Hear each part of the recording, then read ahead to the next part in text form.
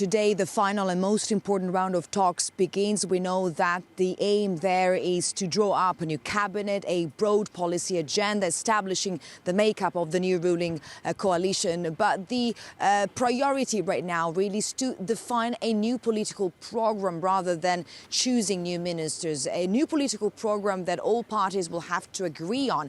And that would require a united effort from each one of them when it comes to overcoming differences between them. We know that Draghi wants to build a pro-European government that will have two main tasks. The main one being managing the pandemic, speeding up the vaccination campaign. The second one, meeting the April deadline. That's when Italy has to submit its spending plans to get the largest share of the EU recovery fund. And these, Jeanette, are seen as general issues that a cross-party coalition is expected to agree on quite easily. But political analysts do wonder what would happen when the government will have to discuss issues such as the migration crisis, given how opposing the views on these are, both of the Democratic Party and the League Party, and whether that could trigger more tensions. Jeanette?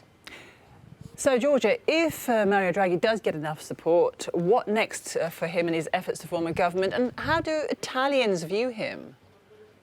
Well, Jeanette, once this second round of talks has ended, Draghi has to report back to Mattarella, and we are hearing that that could happen tomorrow. He has to announce whether or not he managed to form a new coalition, and especially ensuring that all these parties can agree on all the issues that will be at the core of the new political program, and the new government could be sworn in by the end of this week. Meanwhile, Draghi's popularity has grown up among Italians, with over 70% of them supporting him. That's much higher than the former Prime Minister Giuseppe Conte's approval rating, Jeanette, and he was already quite popular indeed.